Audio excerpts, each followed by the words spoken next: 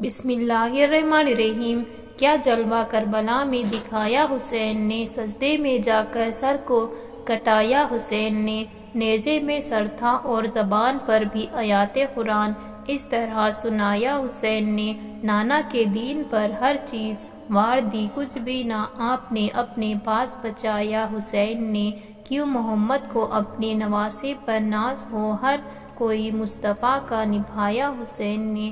پیارے ناظرین، ہم آپ کو 10 محرم الحرام کا ایک ایسا واقعہ سنانے جا رہے ہیں جسے سن کر آپ کے رونگٹے کھڑے ہو جائیں گے۔ 10 محرم کی رات ایک عورت کو اللہ پاک نے اتنی بھیانک سزا دی کہ وہ لڑکی جانور بن گئی اور اسی عبرتناک حالت میں اس کی موت ہوئی کہ پانی بھی نہ پی سکی۔ ایسا کون سا ایک کام کیا اس نے؟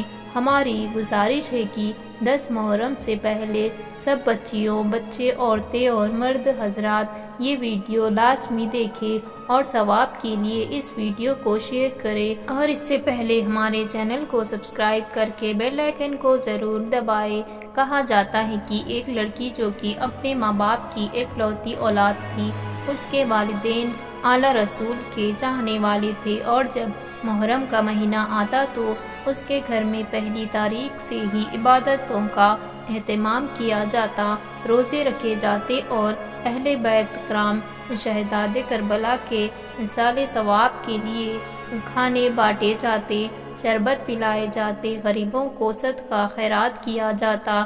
قرض کی جو کام اہل بیت کرم کر گئے، اسی نیک کام کو اس کے والدین بہت ادب احترام کے ساتھ کرتے، لیکن وہ لڑکی اس سب چیزوں کو نہیں مانتی تھی۔ لیکن اس کے والدین جو کہ بہت سخت تھے اور بہت عبادت گزار تھے، اس لیے وہ کچھ کہہ نہیں سکتے تھے اور خاموشی سے نہ چاہتے ہوئے بھی یہ کام اسے کرنا پڑتے تھے۔ جب وہ جوان ہوئی تو بری راہ پر چل پڑی اور ایک لڑکے کی اس کی دوستی ہو گئی۔ وہ لڑکا اس کو غلط کام کی طرف لگاتا اور وہ شیطانی راستے پر چلتی جا رہی تھی۔ ایک بار کی بات ہے کہ محرم کا بہت ہی معتبانہ مہینہ تھا۔ اس کے والد صاحب نے کہہ دیا کہ دیکھو، گھر میں لنگر کا انتظام ہونا چاہیے، کھانا پانی کھلاؤ اور خوب صدقہ خیرات کرو۔ اپنی بیوی کے ساتھ ساتھ انہوں نے اپنے بیٹے کو بھی سمجھایا کہ تم بڑی ہو گئی ہو اور اہل بیت کرام کی محبت تمہارے دل میں ہونی چاہیے، یہ امام کا لازمی حصہ ہے، اس لیے عبادت کرو، روزے رکھو، نفل نماز پڑھو، ذکر اذکار کرو، صدقہ خیرات کرو، جو کام اچھے کر سکتی ہو کرو، کوئی برا کام نہیں کرنا، کیونکہ یہ محرم کا مہینہ ہے۔ بیٹا، اس محرم کے مہینے میں ایک گناہ کا عذاب کئی گنا زیادہ ملتا ہے۔ انہوں نے اس بار سختی سے اسے تاکید کی کہ اس نے جھوٹ کہہ دیا۔ ہاں بابا جان، میں سب کروں گی اور امی کا ساتھ دوں گی۔ جس جگہ وہ رہتے تھے اس جگہ ہر سال 9 محرم الحرام کی رات ایک بڑا سا میلہ لگتا تھا۔ وہ 9 محرم کا دن تھا۔ اس لڑکی کے عاشق نے اسے کہا کہ میں تم سے ملنا چاہتا ہوں، تو وہ لڑکی کہنے لگی میں تو نہیں آ سکتی کیونکہ وہاں پر تو بہت زیادہ کام ہے۔ کہنے لگا نہیں، مجھے آج رات تم سے ملنا ہے۔ تو اس نے کہا پھر میں کیسے مل سکتی ہوں؟ تو لڑکے نے کہا تم اپنے ماں باپ کو بتا دو کہ تمہیں حضرت امام حسین علیہ السلام کا میلہ دیکھنے جانا ہے اور اپنی سہیلیوں کے ساتھ تم جا رہی ہو اور تمہاری سہیلیوں کے بڑے بھی اس کے ساتھ ہوں گے۔ اس کو تو ویسے ہی دل نہیں تھا، اچھا کام کرنے کا، عبادت کرنے کا شوق تھا۔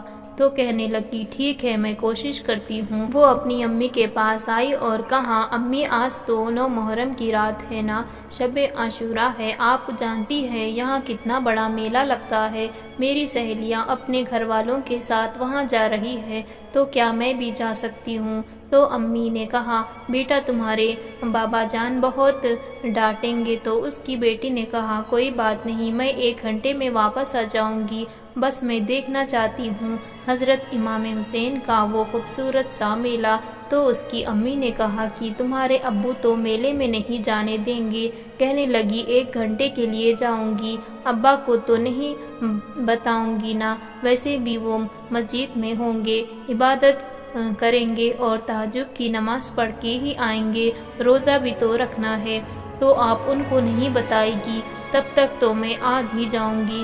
ماں نے دیکھا کہ میری بیٹی کوئی برا کام تو نہیں کرنے جا رہی ہے، تو پھر سہیلیوں کے ساتھ ہے اور بڑے بھی اس کے ساتھ ہوں گے، تو ماں نے اس پر اعتبار کر لیا۔ یہاں پر وہ شاطر لڑکی اپنے عاشق کے ساتھ مل کر منصوبہ بنا چکی تھی۔ وہ دل ہی دل میں بہت خوش ہو رہی تھی کہ میں نے ماں سے جھوٹ بولا ہے۔ بہرحال وہ اس کے والد صاحب مسجد چلے گئے نماز پڑھنے کے لیے، تو اس نے اپنی امی سے کہا کہ میں جا رہی ہوں، میری سہیلیاں مجھے لینے آ گئی ہے۔ وہ خاموشی سے امام حسین علیہ السلام کے میلے کو دیکھنے کے بہانے نکل گئی۔ وہاں پر بہت رونق ہو رہی تھی، اس کا عاشق وہیں کھڑا ہوا تھا، اس کا انتظار کر رہا تھا۔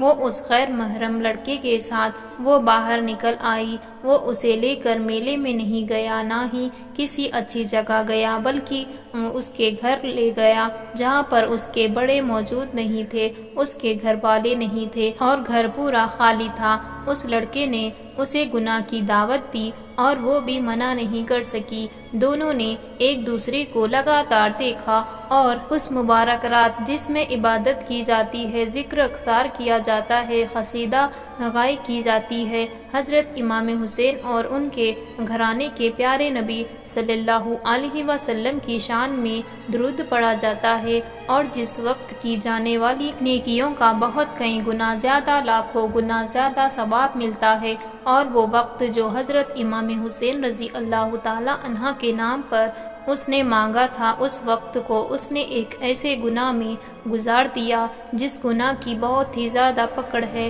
حرام کاری کرنے کے بعد، اس گناہ کو کرنے کے بعد وہ کہنے لگی کہ میں اپنے گھر جا رہی ہوں، میرے بابا آ گئے ہوں گے۔ وہ گھر پہنچی، اس کی ماں نے بولا اچھا ہوا تم آ گئی، تمہارے ابا جان آنے ہی والے تھے، اب جاؤ جلدی سے وضو کرو اور نماز پڑھو، پھر عاشوراء کے روزے کے لیے بھی اٹھنا ہے۔ اس کا کوئی ارادہ نہیں تھا، لیکن وہ کہنے لگی ہاں ٹھیک ہے امی، میں جا رہی ہوں، اور اپنے کمرے میں آ گئی اور جاتے ہی سو گئی۔ اسے کوئی عبادت تو کرنی نہیں تھی، وہ اپنے بستر پر جا کر ایسے سوئی کہ سحری کے لیے اس کی امی نے اسے جگایا تو اس نے بہانہ بنا دیا کہ میری طبیعت ٹھیک نہیں ہے، میں روزہ نہیں رکھ سکتی ہوں۔ بہرحال عاشوراء کا دن اس نے گناہ میں گزارا اور اللہ تعالیٰ کو راضی نہیں کیا، بلکہ اللہ کے پیارے نبی صلی اللہ علیہ وسلم کے نماز سید الشہداء حضرت امام علی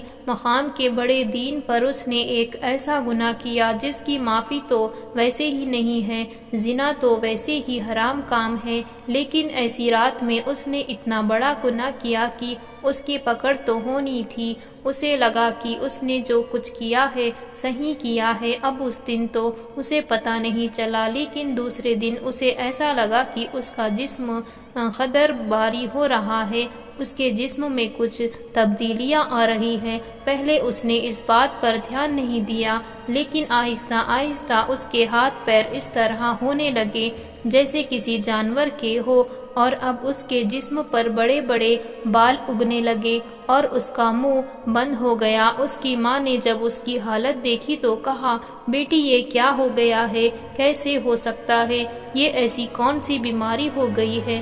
تو وہ تو کچھ نہیں بول پا رہی تھی، اس کی زبان پر تالے لگ گئے ہو، وہ صرف آنکھوں سے کہہ رہی تھی، اس کے آنسو بہتے جا رہے تھے کہ میں بہت اذیت میں ہوں، لیکن جو کچھ اس نے کیا تھا اس کی سزا تو اسے ملنی تھی، وہ کسی سے کچھ نہیں بیان کر سکتی تھی۔ اور پھر اللہ تعالیٰ نے اسے دیکھتے ہی دیکھتے ایک ایسا خصیب گندا جانور بنا دیا کہ جس کو دیکھ کر کوئی بھی گھن رہ جائے۔ پھر ایک دن اس کی حالت بہت بگڑ گئی، وہ مکمل طور پر جانور بن گئی تھی، اور اسی حالت میں تڑپ تڑپ کر وہ مری۔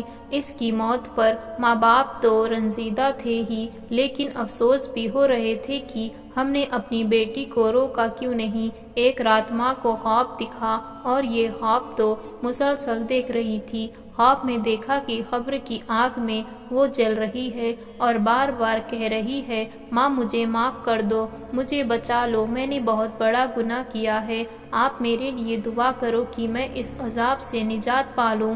اس خواب کے بارے میں اس اس کی ماں نے اس کے والد کو بتا دیا۔ ماں کی بات سن کر والد کو بہت دکھ ہوا اور وہ سیدھا مولوی صاحب کے پاس آیا اور کہا، مولوی صاحب آپ اور دیکھیے میری بیٹی کو آخر قبر میں عذاب کیوں مل رہا ہے اور دنیا میں بھی وہ کیوں تڑپ تڑپ کر جانور بن گئی ہے۔ مولوی صاحب نے دعا کی اور پھر مراقبات کیا، دیکھا کہ وہ قبر کی آگ میں جل رہی ہے۔ جب اس نے پوچھا کہ لڑکی تو نے کیا کیا تھا اس رات؟ اس نے کہا، اس رات زناکاری کی تھی، بدکاریاں کی تھی میں نے، اور میں امام حسین کے نام پر اپنے گھر سے باہر نکلی تھی، اور میں نے اس رات جس رات عبادت کی جاتی ہے گناہ اذیت کیا، زنا کیا۔ اللہ تعالیٰ مجھ سے اتنا ناراض ہوا کہ اس نے مجھے بھیانک اور غلیظ جانور بنا دیا۔